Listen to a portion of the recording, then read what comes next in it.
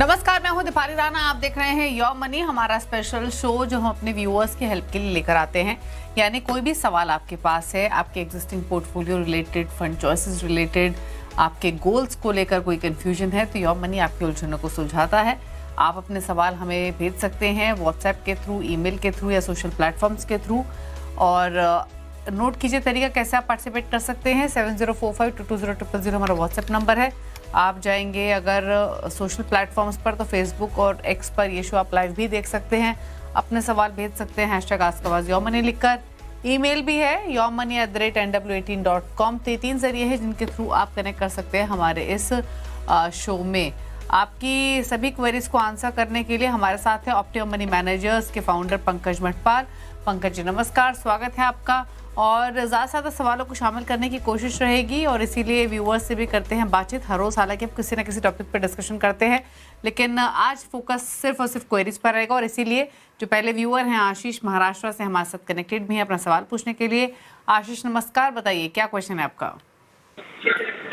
Hello, बताइए आशीष, क्या सवाल है आपका। मैडम मेरा एक्चुअली 20,000 का SIP चल रहा है अभी और डिफरेंट फंड्स है। मैंने ऑलरेडी मेल पे लिखे हैं। पराग पारिक है, निप्पॉन इंडिया का स्मॉल कैप है, निप्पॉन इंडिया का मिड कैप है, मोतीलाल ओसवाल का मिड कैप है। मोतीलाल ओसवाल का मिड कैप 150 इंडेक्स फंड है, ICICI प्रू है। ठीक है, थोड़ा ज्यादा 9 फंड्स है एक्चुअली, तो मुझे यही रिव्यू करना था और कुछ कम करने थे फंड्स की। करना चाहिए फंड कम या कंटिन्यू रखना चाहिए। और अभी करंटली पोर्टफोलियो है 4.80 लाख का और स्टेप अप भी मैं हर साल करूंगा। ठीक है, कितना होराइजन है आपका। 25 ईयर्स। आपने लिखा है 10 इयर्स में बच्चे की एजुकेशन के लिए 15 लाख, 10 इयर्स में ही दूसरे बच्चे की एजुकेशन के लिए अगेन 15 लाख, यानी 10 सालों में आपका 30 साल का गोल है। एंड देन 25 इयर्स में 5 करोड़ रिटायरमेंट के लिए, राइट। जी जी जी, ओके ठीक है। और जो मैं डिटेल्स देख पा रही हूँ आशीष, 25 इयर्स के बाद आपकी सिस्टमैटिक विड्रॉल प्लान के थ्रू आपको 1 लाख की मंथली इनकम चाहिए होगी। तो क्या वो पॉसिबल है या फिर नहीं, ये भी समझना चाहते हैं, राइट। ओके, तो पहले तो जैसे खुद ही आशीष ने मेंशन किया पंकज जी कि 9 फंड्स हैं, ज़्यादा फंड्स लग रहे हैं इन्हें भी। और क्या करना चाहिए, कहाँ कम ज़्यादा करना है, इनको किस तरीके से कंसोलिडेट करें अपने इस पोर्टफोलियो को। फंड्स के लिए मैं मेंशन कर देती हूँ। Motilal Oswal mid cap index 3,000 रुपये महीना, देन 3,000 रुपये महीना ये ICICI Pru multi asset.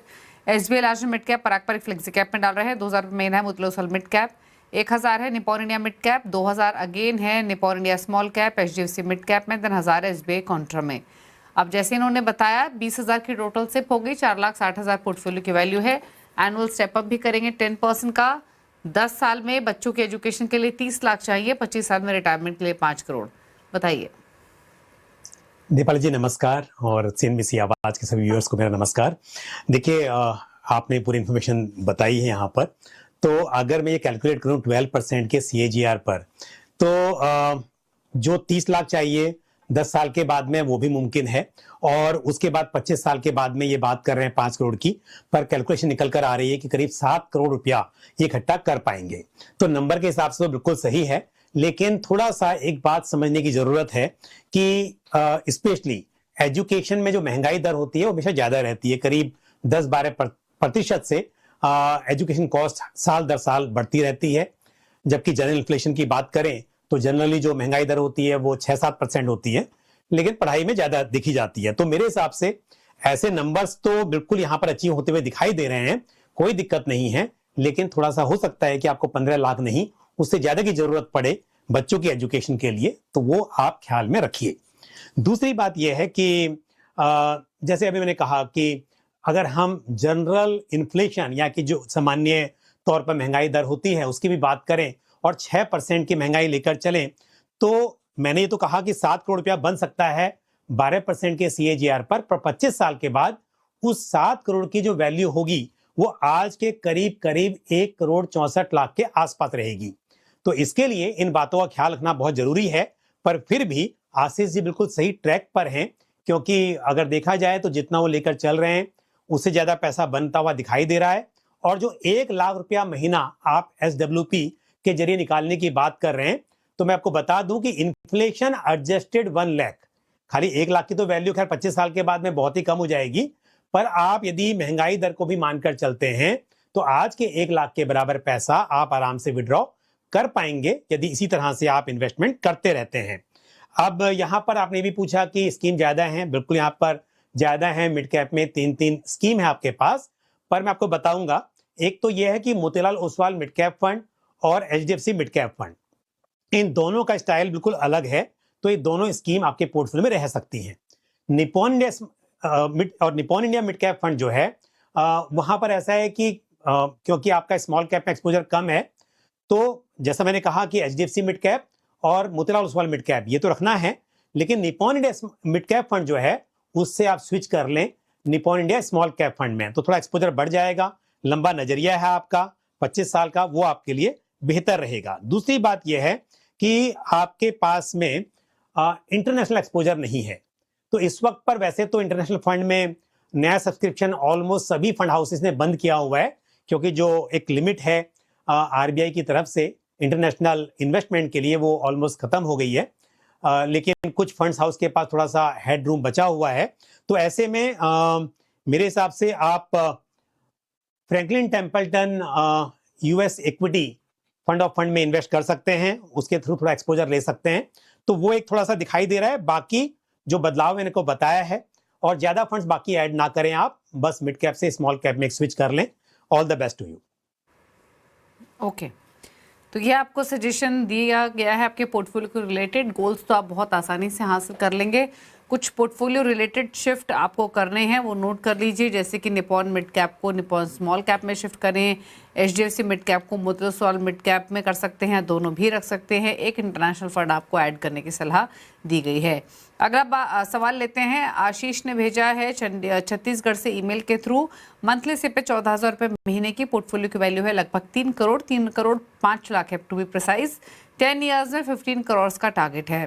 HDFC children fund में 10,000 रुपये डाल रहे हैं, SBI चिल्ड्रन फंड में 4,000 रुपये महीना। देन इनके पास लमसम इन्वेस्टमेंट है 65 lakh HDFC retirement saving, 52 lakh HDFC flexi cap, HDFC mid cap 51 lakh, 20 lakh HDFC small cap, SBI multi cap 14। सभी इन्होंने लमसम इन्वेस्टमेंट की हुई हैं। जो सिप इनकी चल रही है वो सिर्फ 2 ही फंड्स में, जिसमें HDFC चिल्ड्रन फंड और SBI चिल्ड्रन फंड है। तो जो लमसम होल्डिंग्स है वो मैं क्विकली मेंशन करती हूँ। HDFC retirement saving 65 lakh, HDFC flexi cap 52 lakh, 51 lakh HDFC mid cap में, HDFC स्मॉल कैप में 20 लाख, देन 13.5 लाख डाले हुए हैं SBI मल्टी कैप में, 13.5 लाख है HDFC बैलेंस एडवांटेज में, ICICI प्रूडेंशियल फ्लेक्सी कैप में 13 लाख हैं। Then again 11-11.5 lakh SBI small cap में है, HDFC लार्ज कैप में 8.5-9 लाख, सिमिलर अमाउंट है HDFC फ्लेक्सी कैप में। उसके बाद 5 से 7 लाख ही डाल रहे हैं HDFC children fund, HDFC mid cap, multi cap माफ कीजिए, ICICI प्रू मल्टी एसेट। तो बेसिकली अगर इनके पोर्टफोलियो की डिटेल्स अगर आप देखेंगे तो ज़्यादातर कैटेगरीज इनके पास है लमसम इन्वेस्टमेंट में, और कई कैटेगरीज के तो इनके पास काफ़ी फंड्स भी हैं अलग अलग हाउसेस के। डिटेल्स आपके पास हैं पंकज जी, बताइए। काफ़ी long list of lump sum investment है इनकी, लंबा पोर्टफोलियो है, क्या व्यू आपका? बिल्कुल दीपाली जी, मैं अप्रिशिएट करूंगा कि आपने इतने सारे फंड्स होने के बाद भी सभी यहाँ पर पढ़ दिए। पर आप देखिए, आपने देखा इतने ज्यादा स्कीम्स हैं कि ऐसे में 2 चीजें हैं, पोर्टफोलियो को खुद भी रिव्यू करना डिफिकल्ट हो जाता है जब इतने सारे स्कीम्स हो, और ओवरलैपिंग भी बहुत ज्यादा हो जाती है। क्योंकि अगर आपको मार्केट में पैसा बनाना है तो अगर आप सिलेक्टेड फंड्स में, सिलेक्टेड स्टॉक्स में पैसा जाएगा तब आपका फायदा होगा। यदि पूरा मार्केट खरीद लेंगे तो जितना मार्केट परफॉर्म करेगा उतना ही रिटर्न बन पाएंगे। तो यहाँ पर फंड्स बहुत ज्यादा हैं, पर अब यह है यहाँ से, हालांकि मैं बताऊंगा कुछ फंड से निकलना भी चाहिए, पर हमें ये नहीं पता कि इनमें इन्वेस्टमेंट कब किया गया था। अब एक तो यह है कि अगर आप यहाँ से निकलेंगे तो उसमें आपको लॉन्ग टर्म या short term capital gain tax लग सकता है, डिपेंडिंग कि आपने कब इन्वेस्ट किया था।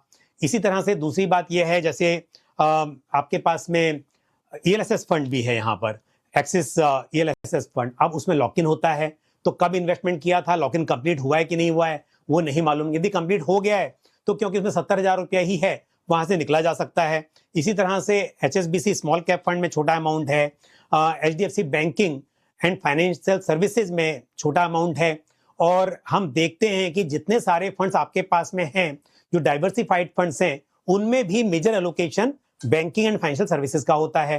तो अगर आपको फंड्स थोड़े कम करने हैं और करने चाहिए, तो इस तरह के फंड्स जहां पर एलोकेशन कम है और उन्हें कम से कम 1 साल पूरा हो गया है, वहां से निकला जा सकता है, उसमें अगर कोई एग्जिट लोड एप्लीकेबल नहीं है, तो इस तरह से धीरे धीरे से आपको फंड्स कम करने चाहिए। ये बहुत ही जरूरी है। पर दूसरी इंपॉर्टेंट बात है आपके टारगेट को लेकर। देखिए, आपने कहा है कि आपको 10 साल में 15 करोड़ रुपए जुटाने हैं। अब आप 14,000 की एसआईपी कर रहे हैं और 3 करोड़ 5 लाख रुपया आपके पास अभी तक इकट्ठा हुआ है। तो यदि इस पैसे को बढ़कर बनना हो 15 करोड़ 10 साल में, तो मतलब कि 17% की कंपाउंडेड एनुअल ग्रोथ हर साल आनी चाहिए, जो कि मेरे हिसाब से थोड़ी बड़ी एक्सपेक्टेशन हो जाएगी। हम यदि कैलकुलेट करें 12% के हिसाब से, तो आपके यहां पर उस केस में 15 करोड़ नहीं बनेंगे, बल्कि करीब 10 करोड़ रुपए बन पाएंगे। अब दो चीजें हैं, रिटर्न्स तो 17% की उम्मीद करना मेरे हिसाब से जायज नहीं होगा, तो ये तो समय बढ़ाना होगा आपको। तो 10 साल की बजाय यदि 14 साल तक आप वेट करेंगे, तो 14 साल में 12% के हिसाब से आपका 15 करोड़ रुपया इकट्ठा हो सकता है। और अदरवाइज तो आपको अपना इन्वेस्टमेंट अमाउंट जो है वो ड्रास्टिकली बढ़ाना पड़ेगा, क्योंकि अभी आपकी जो एसआईपी हो रही है वो 14,000 की है और ये करीब करीब 1.25 लाख की करनी पड़ेगी, तब ये मुमकिन हो पाएगा। तो मेरे हिसाब से उसके साथ आपको स्टेप अप भी करना पड़ेगा। तो मेरे हिसाब से यदि आपके पास समय है तो 14 साल में ये अचीव हो सकता है, और अदरवाइज तो 10 करोड़ रुपया जो इकट्ठा होगा, क्या उससे आपका जो गोल है वो अचीव हो सकता है, उन बातों पर आपको ध्यान रखना चाहिए। 10 साल का समय है, पैसे को बढ़ाते रहिए और थोड़ा सा आपकी जो एक्सपेक्टेशन है उसे भी आप थोड़ा कम कीजिए। दूसरी बात, मैंने पहले भी कहा कि कुछ स्कीम में आपको एक्सपोजर कम करना चाहिए। HDFC, AMC की बहुत सारी स्कीम आपके पोर्टफोलियो में है, आपने कई स्कीम में इन्वेस्टमेंट किया हुआ है, पर जैसा मैंने कहा कि स्कीम का नाम एकदम बताना मुश्किल होगा, क्योंकि कब किया था शुरुआत आपने, क्या उसमें मतलब एग्जिट लोड एप्लीकेबल है नहीं है, और फिर कैपिटल गेन टैक्स भी लगेगा, तो बहुत सारी चीजें हैं। लेकिन बस इतना कहूंगा कि आपको स्कीम कम करना धीरे धीरे करके शुरू करना चाहिए। All the best to you. Okay, धीरे धीरे स्कीम कम करने की कोशिश कीजिए। क्या बदलाव आपको करने हैं आपके पोर्टफोलियो बताया गया है, कुछ फंड्स भी बताए गए हैं जिनसे आपको निकलना है। रही बात गोल की, तो 10 करोड़ के आसपास की राशि तो आसानी से इकट्ठा कर लेंगे। 15 करोड़ के लिए तो रिटर्न थोड़े बेहतर होने चाहिए, या फिर आप अपना टाइम होराइजन थोड़ा सा बढ़ाइए। मनश मुखर्जी कोलकाता से अगले व्यूअर हमारे साथ कनेक्टेड है। मनश नमस्कार, बताइए क्या सवाल है आपका। Good evening madam.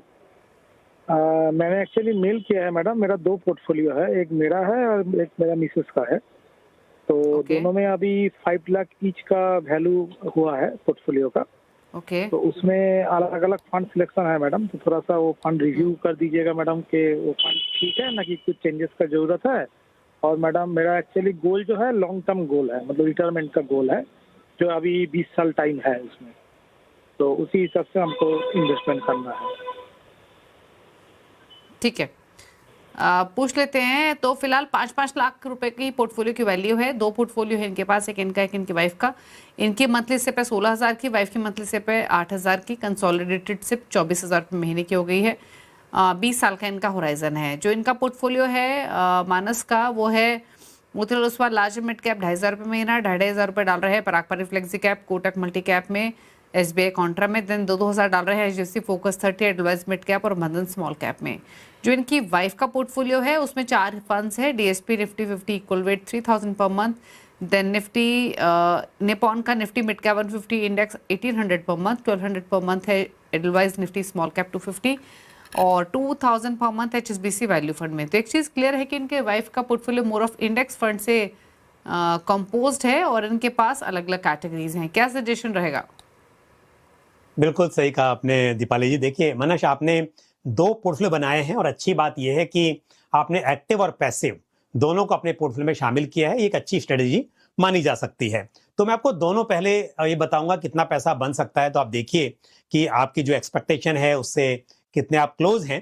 तो अगर हम आपके पोर्टफोलियो की बात करें तो 5,10,000 रुपये ऑलरेडी इकट्ठा हो चुका है, 16,000 की SIP है और 20 साल में आप कह रहे हैं कि आपको गोल अचीव करना है। अगेन 12% की कंपाउंडेड एनुअल ग्रोथ पर मैं यदि कैलकुलेट करूं तो करीब करीब 2 करोड़ रुपए, मतलब 1,96,00,000 निकल कर आ रहा है करीब, तो उतना बन सकता है। अगर आप 10% से स्टेप अप कर लेंगे, क्योंकि इतने लंबे समय में बिल्कुल इनकम भी बढ़ेगी, तो मेरी हमेशा राय होती है कि महंगाई दर को अगर मात देनी है तो इनकम बढ़ने के साथ साथ इन्वेस्टमेंट भी बढ़ना चाहिए। और ऐसे में करीब करीब 3 करोड़ 47 लाख रुपया आपका इकट्ठा हो सकता है आपके पोर्टफोलियो में, 10% से स्टेप अप करेंगे तो। दूसरी बात, आपकी वाइफ का जो पोर्टफोलियो है, 4 लाख रुपए आपने कहा है कि इकट्ठा हो चुके हैं, 8,000 की एसआईपी है, तो करीब 1 करोड़ 12 लाख रुपए बन सकता है। और अगेन यहां पर भी 10% से आप हर साल बढ़ाते रहेंगे निवेश को, एसआईपी को, तो 1 करोड़ 88 लाख के आसपास यहां पर बन सकते हैं। तो कुल मिलाकर बात करें तो बिना स्टेप अप के 3 करोड़ और स्टेप अप के साथ 10% स्टेप अप के साथ करीब 5 करोड़ 35 लाख रुपया आपका इकट्ठा हो सकता है। तो देखिए, आप यदि 20 साल की बात कर रहे हैं तो हम जानते हैं कि महंगाई बढ़ने के साथ साथ पैसे की वैल्यू बहुत कम हो जाती है, और ऐसे में स्टेप अप तो करना पड़ेगा, तभी आप 5 करोड़ की जो राशि है उतना इकट्ठा कर पाएंगे, करना चाहिए। दूसरी बात यह है कि आपके पोर्टफोलियो में स्कीम सारी अच्छी हैं, और मैंने जैसे कहा कि एक्टिव और पैसिव दोनों को आपने शामिल किया है, तो उसमें बने रहना है। लेकिन आपका एक तो गोल्ड और सिल्वर में एक्सपोजर कम है या नहीं है, आपका अलग से होगा तो पता नहीं, म्यूचुअल फंड तो कोई नहीं है। तो भले ही हम ये कहें कि इस वक्त पर बहुत तेजी हो गई है, गोल्ड सिल्वर ऊपर चला गया है, पर हमेशा से मैं कहता आया हूं कि आपको 10% के आसपास एक्सपोजर रखना चाहिए। और उस हिसाब से कहूंगा कि आपको अपने पोर्टफोलियो में Motilal Oswal gold and silver ETF fund of fund, एक फंड को शामिल करने पर विचार करना चाहिए। और साथ ही इंटरनेशनल एक्सपोजर भी मिसिंग है, और मैंने पहले सवाल के उत्तर में भी कहा था कि इस वक्त पर ज्यादातर जो फंड हाउसेस हैं वो नया सब्सक्रिप्शन ले नहीं पा रहे हैं, लेकिन Franklin US opportunities equity active fund of fund में ये मुमकिन है, उसमें आप निवेश कर सकते हैं। तो थोड़ा सा ज्योग्राफिकल डाइवर्सिफिकेशन के लिए मैं कहूंगा कि एक इंटरनेशनल फंड को शामिल कीजिए, और एसेट एलोकेशन के हिसाब से मैं कहूंगा कि एक गोल्ड और silver ETF fund of fund को अपने पोर्टफोलियो में शामिल कर लीजिए। बाकी आपका पोर्टफोलियो अच्छा है। All the best to you.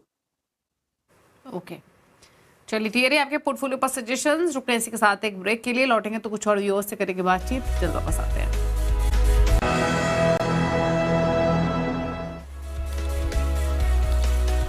आप देख रहे हैं योर मनी। पंकज पर हमारे साथ मौजूद है आपकी सभी क्वेरीज को आंसर करने के लिए। कुछ और व्यूअर्स से करते हैं बातचीत। हमारे साथ हैं निखिल बंसल अहमदाबाद से सवाल पूछने के लिए। निखिल नमस्कार, बताइए क्या सवाल है आपका?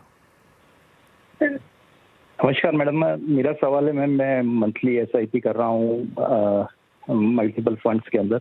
मैंने फंड्स आपको शेयर किए हैं, तो उसके अंदर मैम कुछ चेंजेस का कुछ रहेगा प्रपोजल, तो मैं वो जानना चाहता हूँ एक्सपर्ट से।